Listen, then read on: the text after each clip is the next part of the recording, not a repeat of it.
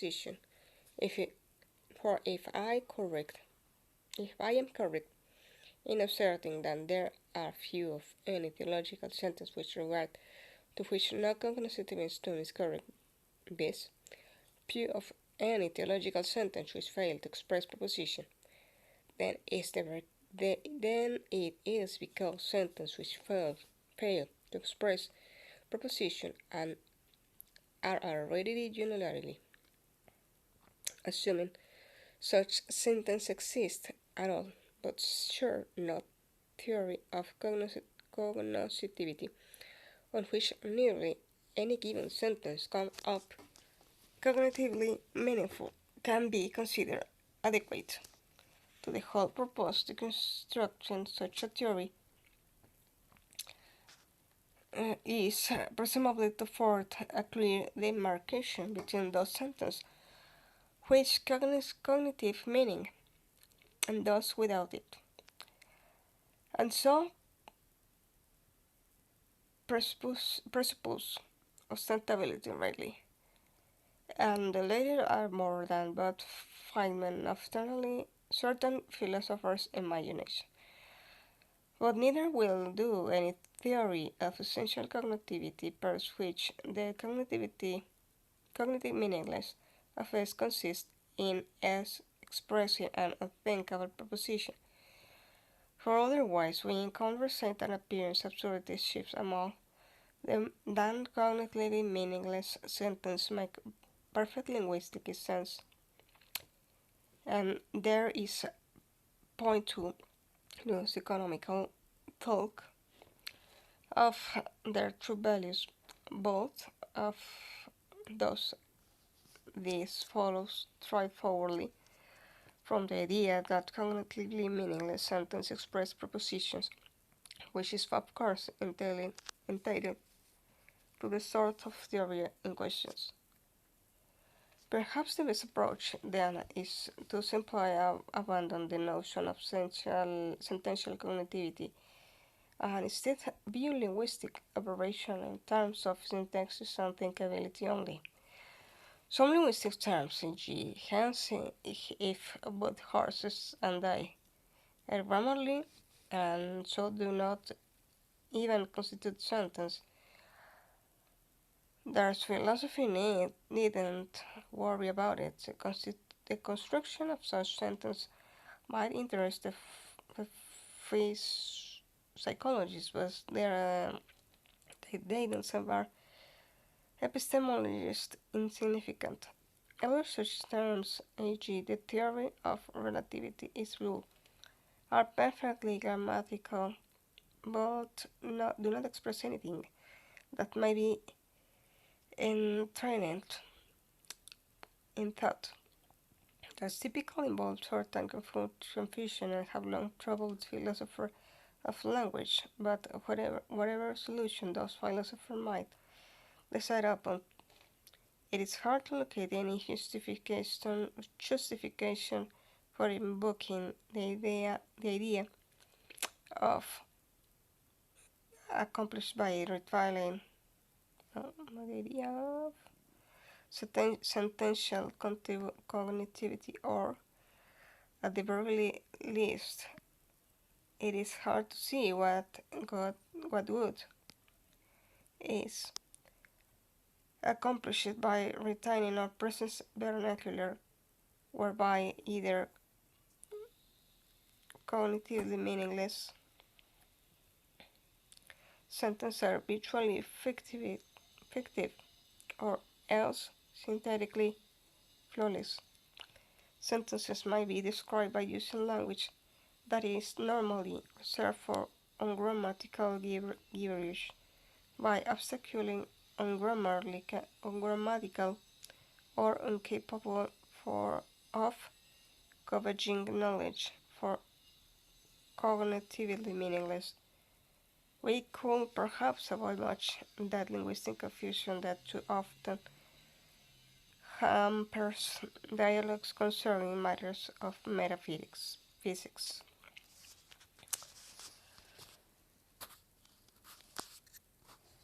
Well, this is the last part of the reading, I want to explain what is my position about the reading that I finish in this moment. Um, there are two terms. I don't know if in English there are synonyms or there are different, but at least in Spanish we have the word concept and the word definition. The word concept is an explanation of something, personal explanation of something, and everyone can have a personal explanation of what is something. That is a concept. Uh, but also exists a term who is definition. When you talk about a definition, it's an universal uh, explanation of what is something, or um, an universal term.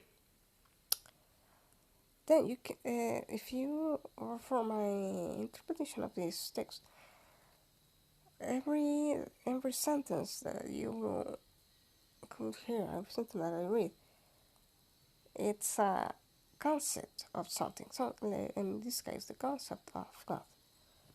Yeah, it's the concept of God, but it isn't but at least that I know, it's not there's not a universal definition. So why I'm saying that, because if you've asked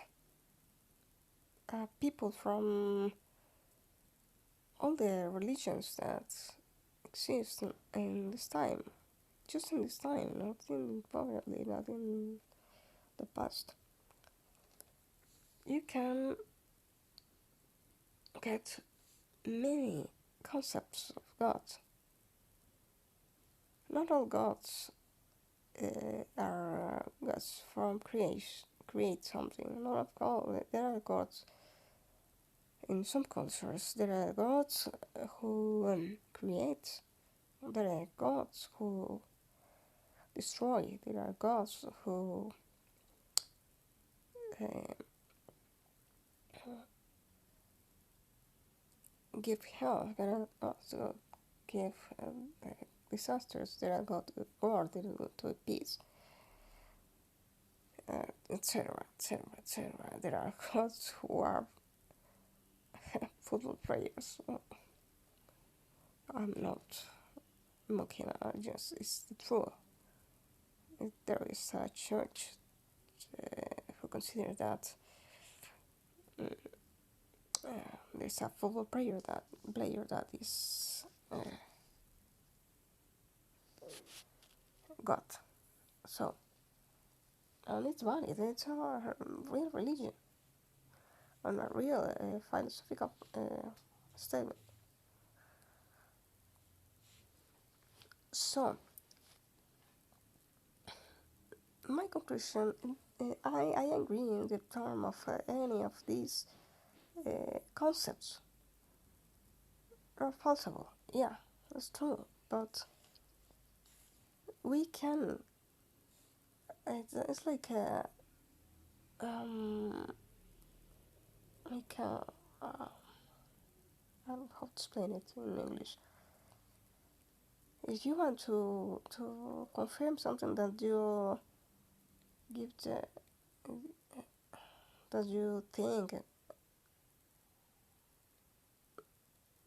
since the first that should be true. I don't know how to explain it in English. Um, the human race has no capacity to understand just one definition. Philosophically, what means philosophically? Philosophically, what this means? It means the last meaning of something. So, and each, no one in entire history have to get the definition, the last definition, the primary definition, universal definition of what is God.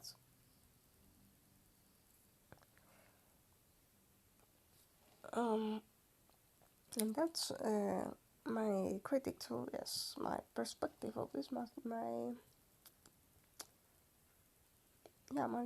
perspective of this.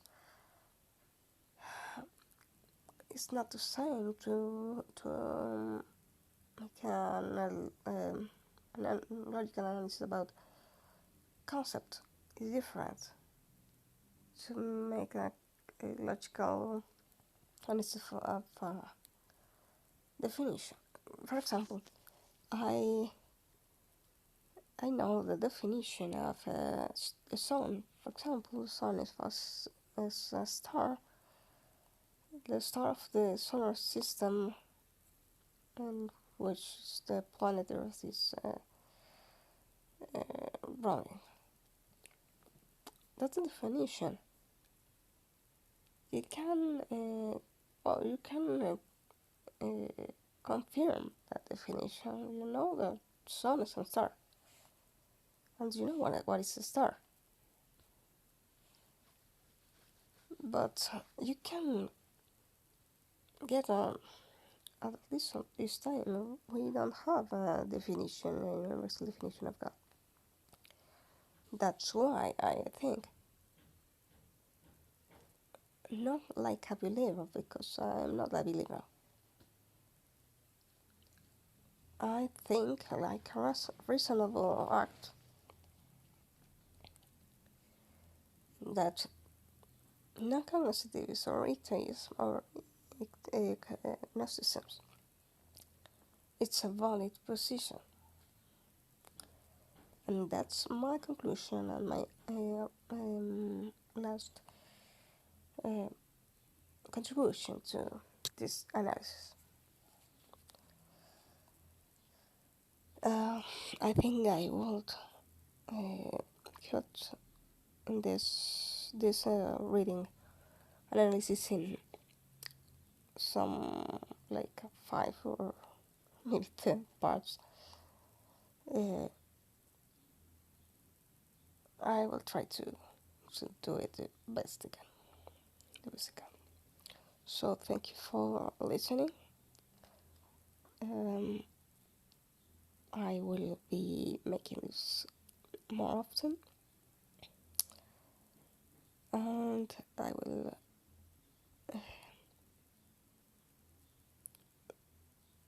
will publish on Facebook more times that I don't know. I have an idea. I told you. I told you the first part. I am trying to exercise in my mind. That's why I'm making this, and I will make some other English reading. Thank you so much. Have a nice day. Bye. See you in another video.